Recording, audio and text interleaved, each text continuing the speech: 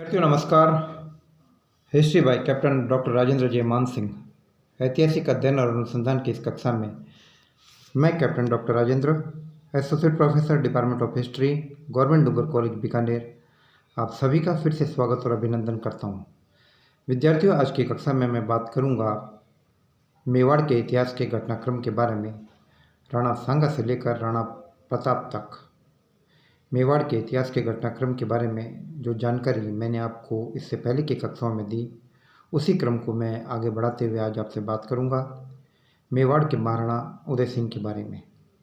मेवाड़ के महाराणा उदय सिंह, जिन्होंने कि 1540 से लेकर 1572 तक लगभग 32 साल तक मेवाड़ के ऊपर राज्य किया। मेवाड़ के महाराणा उदय सिंह, जिन्होंने विकट परिस्थितियों में अपने वजूद को बचाते हुए, जैसा कि हम ये देख चुके हैं कि पृथ्वीराज के अनुरस पुत्र बनवीर ने बाल्यकाल में महाराणा उदय सिंह की जान लेने की कोशिश की, लेकिन पन्नाधाय ने अनुपम त्याग और बलिदान का परिचय देते हुए उदय सिंह की जान की हिफाजत की। तो कहने का मतलब ये है कि अपने बाल्यकाल में अपने अस्तित्व के लिए पैदा हुए संकट का मुकाबला करते हुए उदय सिंह ने अपने वजूद को बरकरार रखा और साथ ही साथ कुंभलगढ़ में अपनी परवरिश के दौरान उन्होंने अपने राजनीतिक प्रभाव को बढ़ाने की कोशिश की। इससे पहले की कक्षा में मैंने आपको ये बताया कि किस प्रकार से महाराणा उदय सिंह ने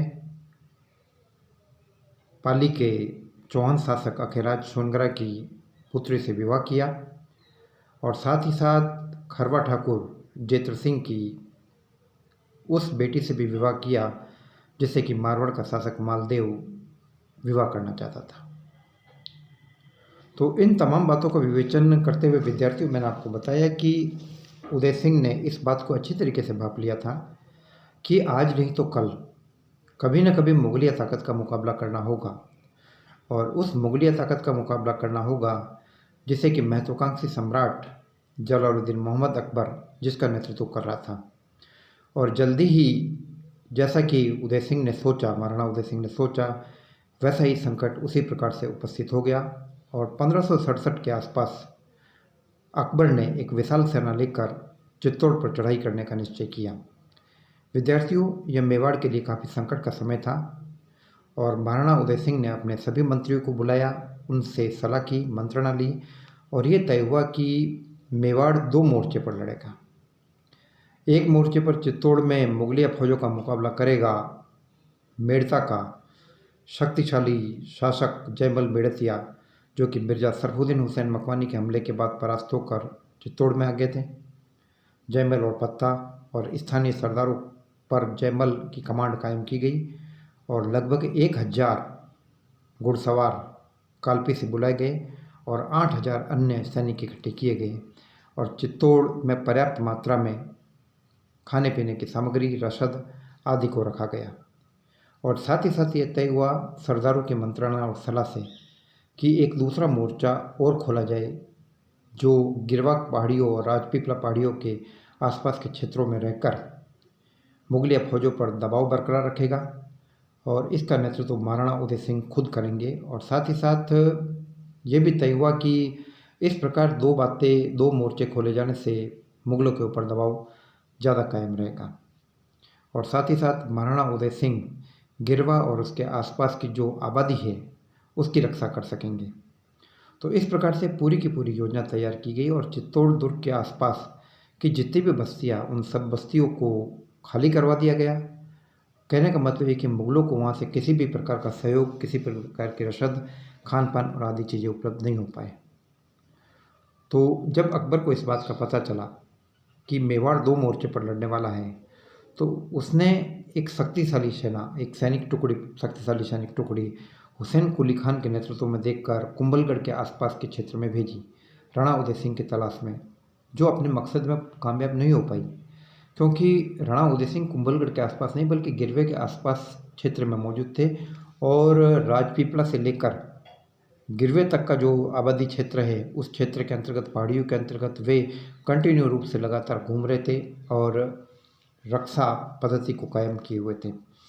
यह एक प्रकार से एक नवीन प्रयोग था जिसके बारे में इतिहासकारों के अलग अलग राय है। और हालांकि कुछ इतिहासकारों जैसे कि वीर विनोद के लेखक कविराज श्यामल दास और इसके अलावा राजस्थान के मूर्धन्य इतिहासकार अपने पंडित गौरीशंकर हीराचंद ओझा, इन लोगों ने उदय सिंह की इस नीति को गलत बताया और उदय सिंह के ऊपर कायरता का आरोप लगाया।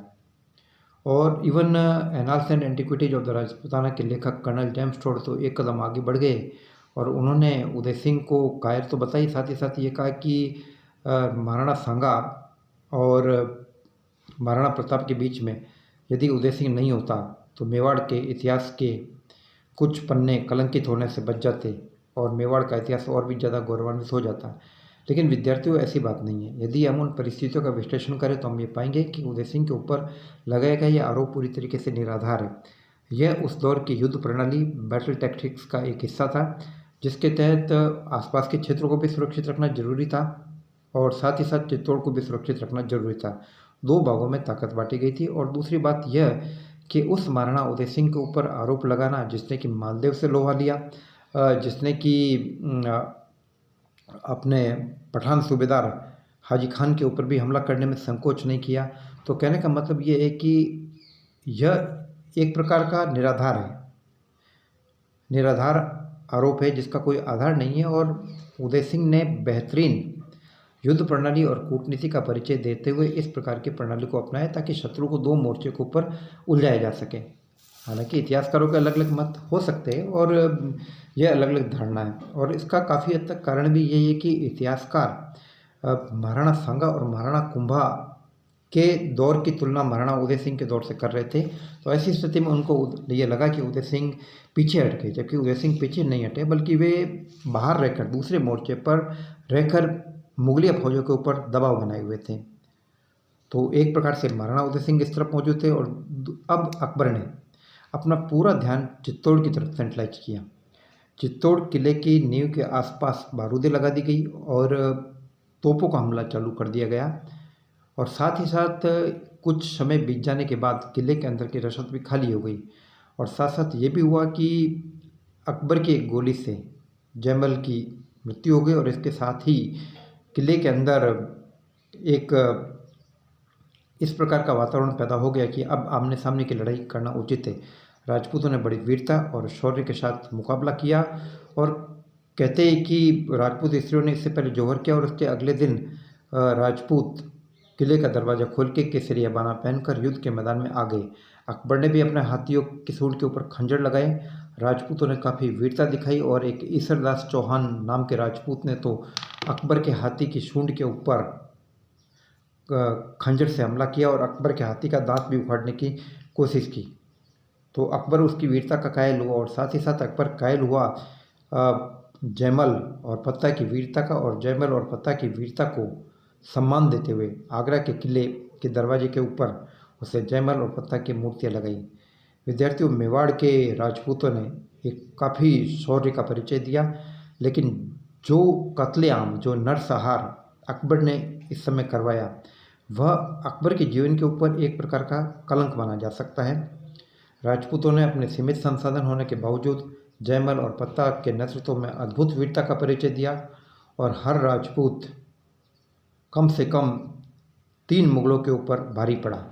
राजपूत स्त्रियों ने जौहर किया और इसके साथ ही चित्तौड़ के ऊपर महाराणा का अधिकार, अकबर का अधिकार हो गया। लेकिन चित्तौड़ पर अकबर का अधिकार होने का मतलब ये नहीं कि मेवाड़ के ऊपर मुगलिया प्रभाव कायम होना। चित्तौड़ के अलावा पूरा का पूरा मेवाड़, कुंभलगढ़, मांडलगढ़ और इसके आसपास के तमाम क्षेत्र, गोगुंदा और ये सारे के सारे क्षेत्र अभी भी महाराणा उदय सिंह के पास थे।